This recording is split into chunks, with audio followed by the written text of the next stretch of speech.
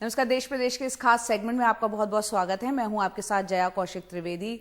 बिहार में चुनाव की तैयारियां जोरों पर हैं। ऐसे में आजकल उद्घाटन और शिलान्यास का दौर सत्तारूढ़ एनडीए की ओर से तेज हो गया है और इसी क्रम में प्रधानमंत्री नरेंद्र मोदी कोसी नदी पर बने महासेतु का आज उद्घाटन करने जा रहे हैं। इस पुल का शिलान्यास 2003 में तत्कालीन प्रधानमंत्री अटल बिहारी वाजपेयी ने किया था और इससे उत्तर पूर्व भारत के लिए एक और रेल लिंक मिल जाएगा। साथ ही कोसी और दरभंगा प्रमंडल के लोगों को रेल लिंक से जोड़कर पूरे मिथिला के लोगों को अब रेल लिंक से आवागमन का एक और विकल्प यहां पर मिल जाएगा। 5 साल पहले चुनाव से पहले बिहार के विकास के लिए प्रधानमंत्री मोदी ने 1.25 लाख करोड़ के पैकेज की घोषणा की थी। देखते हैं उसकी हकीकत क्या है। मैं आज बिहार के पैकेज की घोषणा यहीं से करना चाहता हूं। करो 50,000 करोड़ की ज्यादा करो, 60,000 करोड़ की ज्यादा करो, 70,000 करोड़ की ज्यादा करो, 75,000 करोड़ की ज्यादा करो, 80,000 करोड़ की ज्यादा करो, 90,000 करोड़ की ज्यादा करो।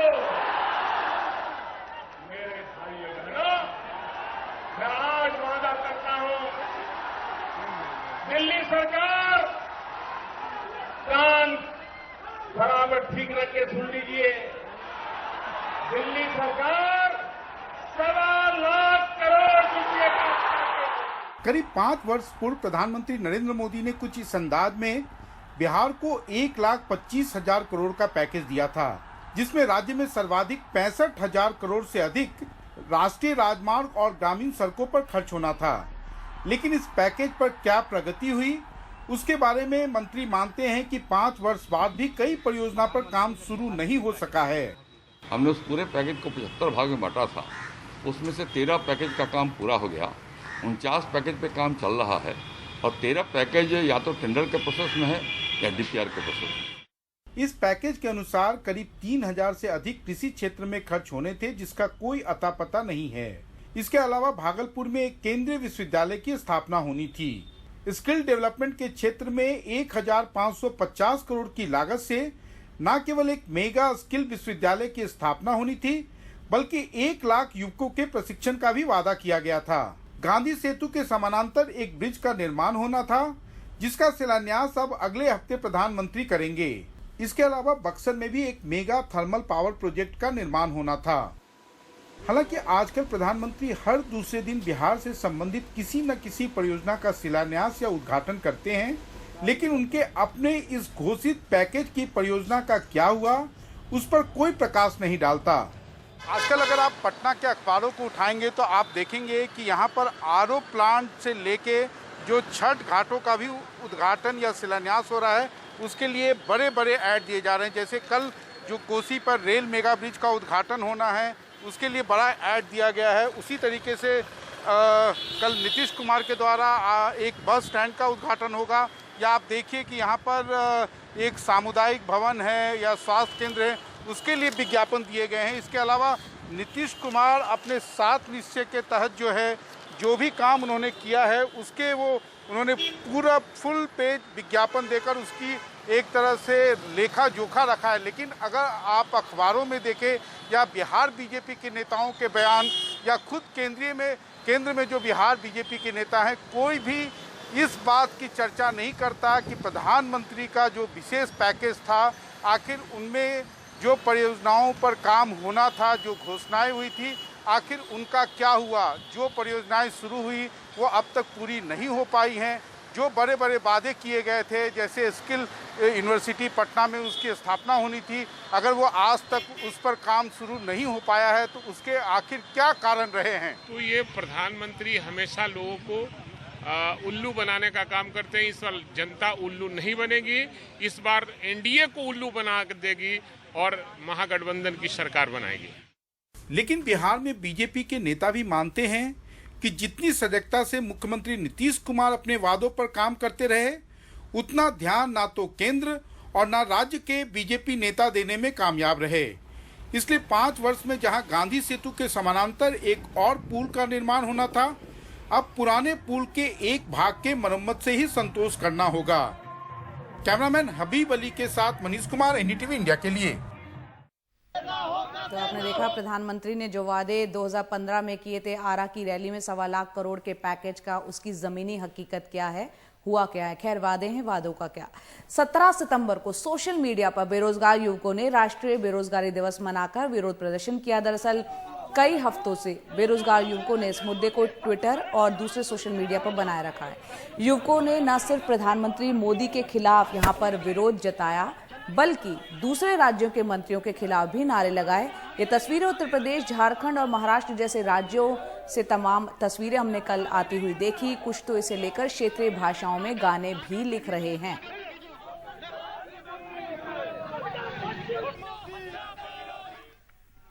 तो आप ये तस्वीरों में देख रहे हैं लखनऊ, महोबा, अमृतसर, कोल्हापुर, तमाम राज्यों से राष्ट्रीय बेरोजगारी दिवस के मौके पर सड़कों पर बेरोजगार उतर आए और उन्होंने विरोध प्रदर्शन किया सरकार की नीतियों के खिलाफ।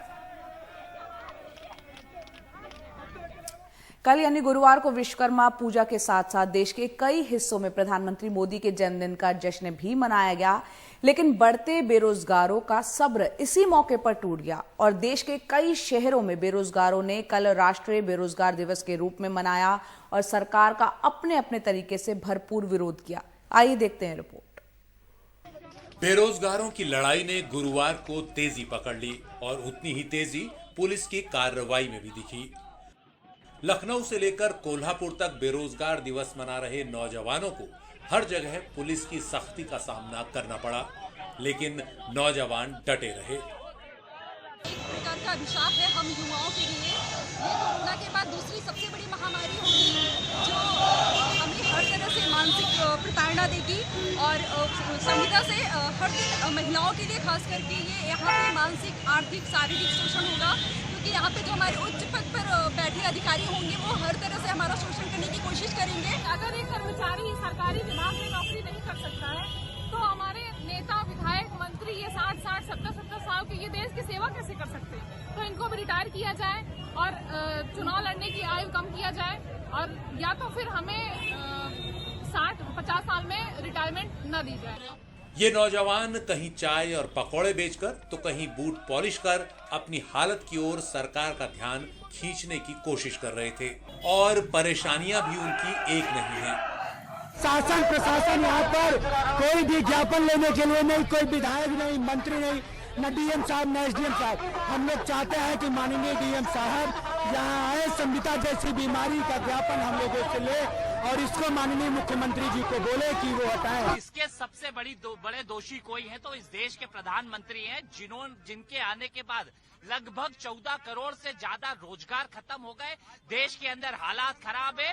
पहले प्रधानमंत्री का जन्मदिन बनता था बाल दिवस के रूप में और इनका जन्मदिन बन रहा है बेरोजगारी दिवस के रूप में।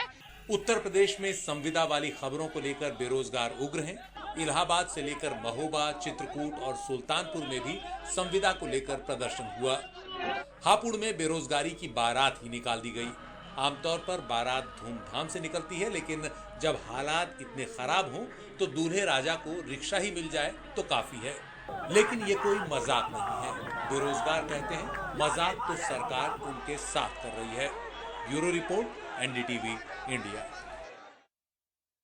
दिखाते हैं एक बेरोजगार युवा के छलकते दर्द को इस कविता के जरिए।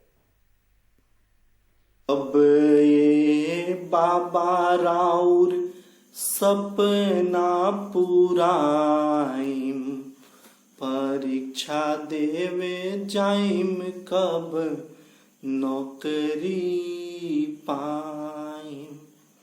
सोच ले तो रही बाबा नौकरी मिली तो रवा खातिर गो कमरा बनाई। कैसे दुख दूर होई, कैसे करे जा चुकाइम, कब ए बाबा राउर सपना पुराइम।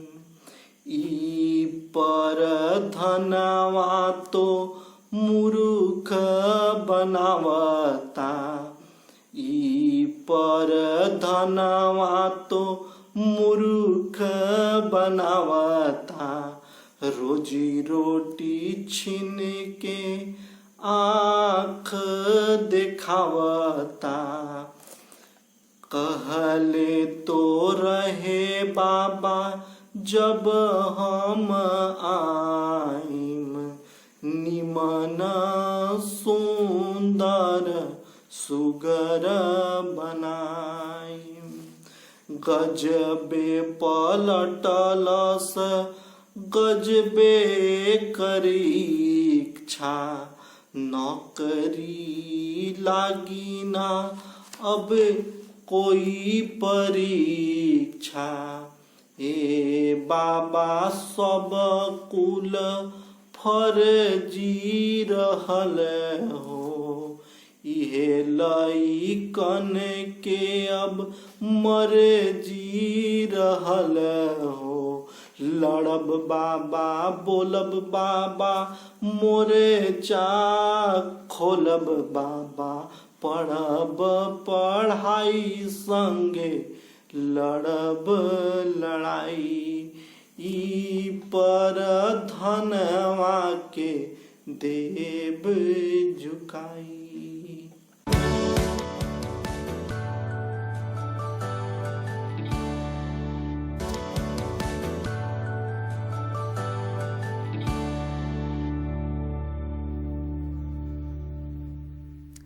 राजस्थान में जोधपुर की विशेष सीबीआई अदालत ने पूर्व केंद्रीय मंत्री अरुण शौरी समेत 5 लोगों के खिलाफ मामला दर्ज करने का आदेश दिया है। अदालत ने यह आदेश उदयपुर में बने लक्ष्मी विलास होटल को बाजार मूल्य से कम कीमत पर बेचने के मामले में दिया है। अरुण शौरी ने एनडीटीवी से कहा कि वो इस फैसले के खिलाफ हाईकोर्ट जाएंगे। राजसी दौर में बना उदयपुर का ये लक्ष्मी विलास पैलेस होटल फिर से सुर्खियों में है। 2002 में इसे विनिवेश के तहत 7 करोड़ 52 लाख में बेचा गया था, लेकिन जोधपुर की एक सीबीआई अदालत ने कहा है कि इस विनिवेश को दोबारा जांचा जाए, क्योंकि इस महल की सही कीमत 252 करोड़ से भी ज्यादा है। 2002 में लक्ष्मी विलास पैलेस होटल को ललित सूरी ग्रुप ने खरीदा। इसके मूल्य का आकलन कैबिनेट द्वारा निर्धारित एक कंपनी मेसर्स कांतिलाल कर्मसे ने किया। इसकी रिजर्व प्राइस 6 करोड़ 12 लाख रखी गई, और क्योंकि ललित सूरी ग्रुप ने 7 करोड़ 52 लाख का बिड किया था, जो रिजर्व प्राइस से कहीं ज्यादा था, तो उन्हें यह महल बेच दिया गया। लेकिन अपने निर्देश में सीबीआई की जोधपुर की विशेष अदालत ने कहा है, इस मामले की जांच कर रही सीबीआई ने खुद ही कहा कि इसका मूल्य 252 करोड़ से ज्यादा है, यानी इस विनिवेश से सरकार को 244 करोड़ से ज्यादा का नुकसान हुआ। कोर्ट ने सीबीआई की क्लोजर रिपोर्ट खारिज कर दी है। अरुण शौरी, प्रदीप बैजल, ज्योत्सना सूरी और 2 अन्य के खिलाफ षड्यंत्र, 420 और भ्रष्टाचार निवारण अधिनियम के तहत मामले दर्ज करने को कहा है। साथ ही लक्ष्मी विलास पैलेस होटल को कुर्क करके उदयपुर कलेक्टर को इसका रिसीवर बनाया गया है। लेकिन पूर्व मंत्री अरुण शौरी का कहना है कि वो इस फैसले को राजस्थान उच्च न्यायालय में चुनौती देंगे। हमने एक cabinet committee of disinvestment Atal ji ने बना रखी थी, जिसमें वो खुद प्रिजाइड करते थे। अडवाणी जी होते थे, मेरे दोस्त जसवंत सिंह, यशवंत सिन्हा, और उस मिनिस्ट्री का जो एडमिनिस्ट्रेटिव मिनिस्ट्री थी, उसका जो मिनिस्टर होता था उस समय शायद इन होटल्स के लिए मिस्टर अनंत कुमार थे, वो सब अटेंड करते थे। तो वैल्यूएशन हो वगैरह, ये सारी चीजें 2-2, 3-3 घंटे तक डिस्कस की जाती थी और उसके बाद निर्णय लिया जाता था। तो आप मुझे कहते हो कि मैं ही एफआईआर में हूंगा, तो फिर वो भी आप जरा बतलाइएगा कि क्यों सिर्फ मैं हूंगा। सीबीआई ने इस मामले में क्लोजर रिपोर्ट 2019 में दाखिल की थी, ये बताते हुए कि इस मामले में उन्हें मुकदमा चलाने लायक कोई सबूत नहीं मिले थे। अब ये देखना है कि सीबीआई का रुख आगे क्या रहता है। दिल्ली से अरविंद गुरसेकर के साथ हर्षा कुमारी सिंह, एनडीटीवी इंडिया।